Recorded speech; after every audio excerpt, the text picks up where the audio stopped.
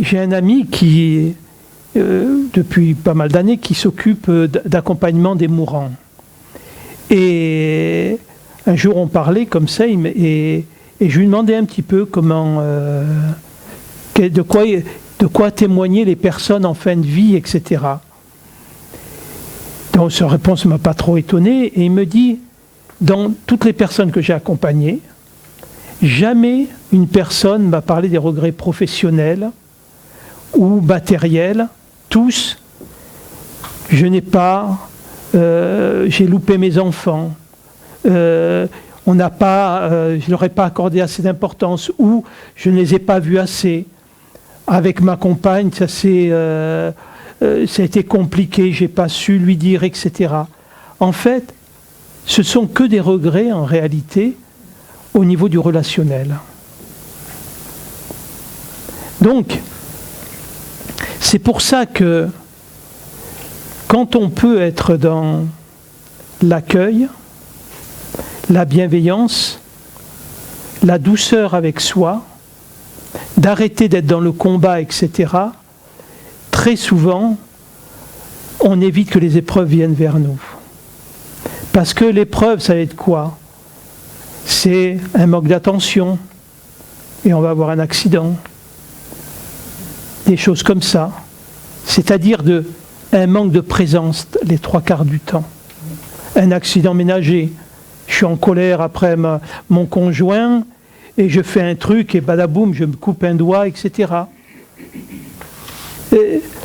C'est tous ces moments-là où il faut voir que sur le plan des épreuves, pas les épreuves traumatiques dont j'ai parlé, que très souvent c'est nous qui les générons. Je veux dire, dans le couple, les conflits inutiles au niveau du couple. Et après, le couple explose et je veux une épreuve, je divorce, et les enfants, on va faire comment à la maison, etc. Et c'est des choses qu'on a, sans se rendre compte, programmées avec le temps.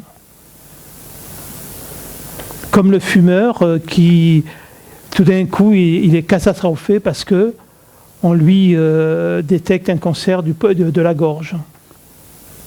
Pourtant, il a été dans un suicide lent et tranquille, mais tout a été une conséquence.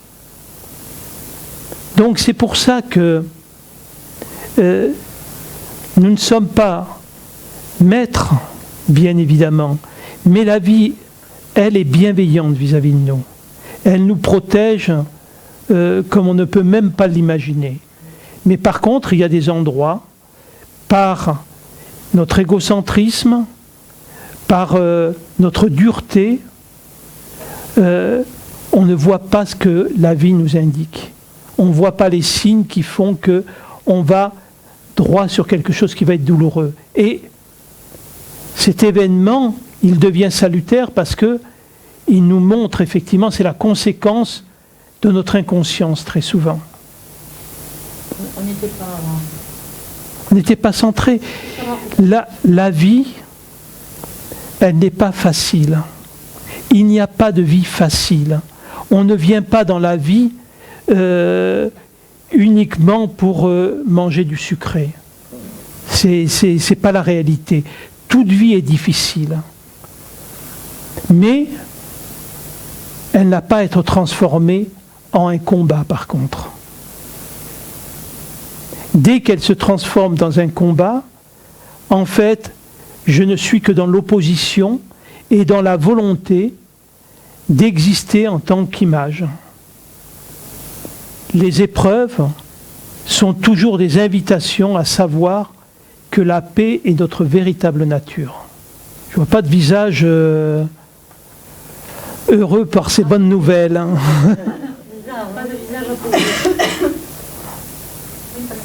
C'est vrai que en faisant le film en arrière, il y avait des signes avant une maladie ou un événement, une épreuve. Et en me disant, j'ai pas réagi, je me suis pas protégée finalement, oui. Suffisamment. Et vu la douleur par laquelle je suis passée physiquement dans mon corps, j'aurais bien évité ça. Bien sûr. Et c'est pas que... C'est ça qui plombe. On sait pas... C'est de se dire je me suis pas protégée. Et c'est une conséquence. Qu'est-ce que vous... chez vous, vous protégez quoi, principalement? Pas vous en tant que personne. Chez vous, qu'est-ce que vous protégez le plus? Peut-être ma maison. D'accord, pourquoi? C'est mon lieu de vie. Oui, et donc? J'y suis tous les jours. Ok. Donc elle a de la valeur pour vous. Oui. Voilà. On protège Puis bien sûr, que ce qui a de la valeur. Les gens que j'aime, bon, mais qui vont... Qui ont de la valeur. Qui ont de la valeur, mes enfants. Donc si vous ne vous protégez pas, c'est que vous ne donnez pas de valeur. Mais on en revient toujours à la clé, toujours au même endroit. Ah oui, oui. C'est aussi basique que ça. Et pourtant, je me reconnais une valeur quand même. Quelle valeur vous reconnaissez? Je me protège aussi. Non, ça c'est pas... Vous venez de me dire, je me donne de la valeur, et ma question c'est quelle valeur vous vous donnez? Quelle valeur je me donne? Je trouve que je suis une personne formidable. Non, ça c'est parce que vous l'avez entendu tout à l'heure. Non, là, non. Non, sincèrement.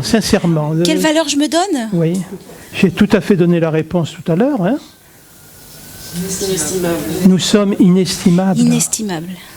Donc on ne peut pas se donner de valeur ou se... Ah, inestimable, oui. Donc, Eh oui, mais si vous vous considérez comme inestimable, rassurez-vous que vous allez vraiment prendre soin de vous. C'est tout, c'est comme ça. Ouais. Tandis que la valeur que vous vous donnez, c'est une valeur égocentrique. Avec un grade, quoi. C'est ça. Et en comparaison, en plus. Oui. Du gentil, pas gentil, enfin, dans la dualité. Ça dépend des jours. Voilà. Donc, vous ne faites que faire une balance en comparaison du voisin, si on peut dire. Mmh. Mais ça, c'est pas se donner de la valeur. Vous voyez, c'est bien prendre conscience que non, on est inestimable. On n'a pas à se donner une valeur. Mais absolument pas. Et pas donner de valeur à l'autre non plus. Oui. Il y a simplement des êtres vivants, quels qu'ils soient, que ça soit du saumon, à ce que vous voulez dans le... Tout est construit à partir du même matériau vivant. Je l'entends, hein. Donc à partir de là... Si je donne une valeur, par exemple, à une amie, et je ne vais pas donner cette même valeur à un inconnu. Combien tu payes pour moi? Non, ce que vous donnez à votre ami, c'est pas de la valeur, c'est de l'attention. Parce que si je vous demande de me donner 200 grammes d'amour, vous faites comment? Eh oui, c'est pas possible. C'est pas possible. Donc ce qui veut dire que d'une certaine manière, l'amour n'existe pas. Mais il se manifeste par une attention particulière qu'on porte à quelqu'un sans savoir réellement pourquoi. Quand on arrête de définir les choses, on trouve l'unité. Mmh. Dès qu'on nomme les choses, on crée la séparation et on crée tout un schéma, comment dire, de barème. C'est ça. Et c'est pas facile, hein, bien évidemment, mais c'est changer cette structure de pensée qui nous enferme dans nos conditionnements et dans quelque chose dont on ne peut pas sortir par la pensée ni le raisonnement. Il faut dépasser sa pensée, en réalité. Mm-hmm. Et dépasser sa pensée, c'est venir au niveau du cœur. Mais même, je dis bien physiquement, mm-hmm. C'est-à-dire quand vous parlez, quand vous raisonnez, posez votre conscience à cet endroit-là. C'est compliqué, c'est 30 cm à faire. C'est 30 Oui. C'est 30 cm. C'est très, très, très compliqué. On est tellement modélisé, on est tellement domestiqué par des manières de fonctionner qui sont légitimées par des gens dysfonctionnels qu'on pense que c'est naturel. C'est logique. Et tout ce qui est, tout ce schéma de la morale aussi, qui est une abomination, le bien, le mal, le gentil, le pas gentil, le généreux, tout ça, il faut chacun est ce qu'il est, chacun manifeste une parcelle de la conscience, et nous avons juste à accueillir ça. C'est-à-dire de voir que chaque chose vivante, que ce soit animale, végétale, minérale, c'est uniquement une expression du divin qui se fait sous une forme particulière. Par rapport à ça, il y a le fait de vivre la vie comme dans un espace sacré. Et quand vous sacralisez chaque personne qui sont autour de vous, il y a cette fin de la séparation du jugement, du point de vue, etc. Même si l'autre vous renvoie le contraire, hein. Ça c'est son droit le plus strict.